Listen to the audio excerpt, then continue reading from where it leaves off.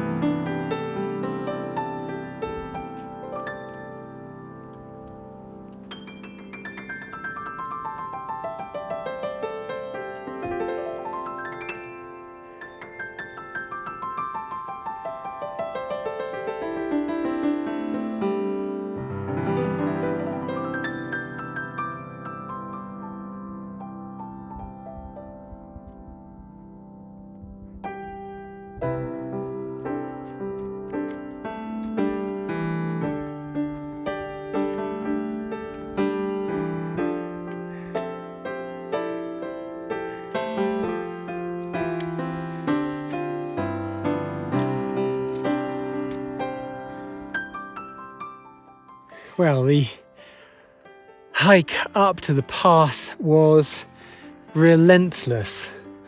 Just constant glacial boulder fields and scree slopes, and at times almost a scramble. Mostly stayed on our feet though. Yeah, so this is Mazeno High. Pretty spectacular view down with another glacier joining there, and a little lake down there. That's going to be nice. Yeah, it is going to be tricky to get down. I expect people saying it's really dangerous because they don't have crampons. I kind of feel we can just down climb this without crampons and ice axes. But we will have a little investigate over there. I think that's what they were talking about when they said very steep rocks. But yeah, it's definitely going to be a challenge getting down. But yeah, we're just going to enjoy ourselves at the top here and have something to eat for a bit.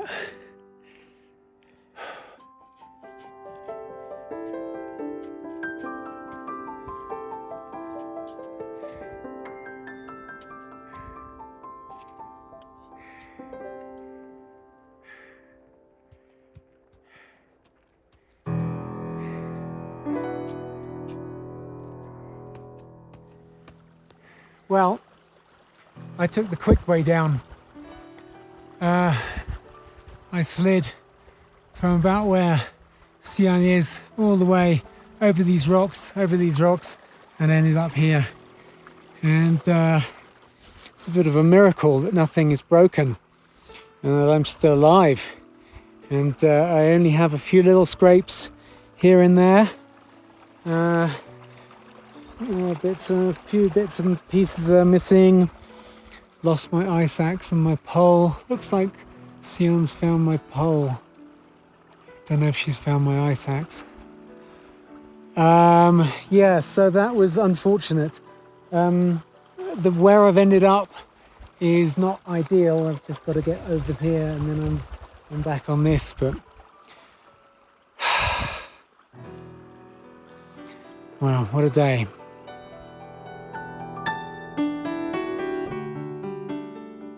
Well, we are now back in dusty Skardu. It is now a week after the accident, and yeah, I'm getting significantly better. I wasn't really feeling like taking any more video after that mishap, but yeah, I'll tell you a little bit more about what happened. Obviously kind of picked myself up out of that little ditch I found myself in, and realized that I didn't have any broken bones, and just had a few scrapes and some really big bruises, although they didn't really sort of show themselves until later. I think the adrenaline pretty much kept me going for the next couple of hours, but it took Siyuan about 2 hours to down climb to where I was. Poor Siyuan was in a bit of a state, but she sort of kept going and just remained calm, which was great. So when she got to me, we realized that we could quite easily traverse across from where I was to the path, but it was absolutely terrifying. The rest of the down climb was just like rock climbing without a harness or without ropes. There was some moves where you had to sort of pinch a little thing, and there was a certain death fall below you, and that was absolutely horrific. So it just wasn't fun at all. It took us another 7 hours to get to to get off the glacier and across to the campsite. And by the time we got to the campsite, I was in quite a lot of pain from the bruises that had started coming up. Immediately just went to sleep, and woke up in the morning and just couldn't move at all. Nothing worked. In quite severe pain. So we called my insurance company to try and work out whether we could get a helicopter to pop in and pick us up. And of course we're at 4,800 meters, so helicopter is actually quite difficult, and took 2 days to manage to get that sorted. My insurance company didn't want to cover it because it was too complicated a rescue, and a friend of mine, Yez, thank you very much, Yez, if you're watching, he spent two full days negotiating between AXA Insurance, a middleman in the UK, a rather shady middleman in Pakistan, and a whole day was taken up trying to get money transferred from AXA to the shady middleman in Pakistan, and they couldn't do that because there was some kind of restriction on the some kind of sanctions or something. We couldn't transfer the money, so we were just sort of sat in the tent. Yeah, and we were kind of running out of food, so it was getting to the stage where we had to walk out, and that wasn't really going to be fun with all my injuries. So in the end, two helicopters came. They had to fuel them as low as possible to get the performance at the high altitude, and also they had to strip out the back seats. So we had a helicopter each, but no seat to sit in. We were just sat in the back of the helicopter, and we had a very short hop to an army base to refuel, because they had to really kind of fuel them as minimal as possible. And then they took us back to Skardu, straight to the hospital. Yeah, they were very concerned with the giant bruises on my hips. They said that could affect kidney function, so they did some blood tests and they put me on a drip for the afternoon, and then discharged me. And I've just been kind of recovering ever since. We've now been in this rather nice hotel. We checked into a slightly nicer hotel in Skardu, just so that it was a bit more comfortable. And we've been here, I think, for 4 nights now. And yeah, I'm feeling a lot better.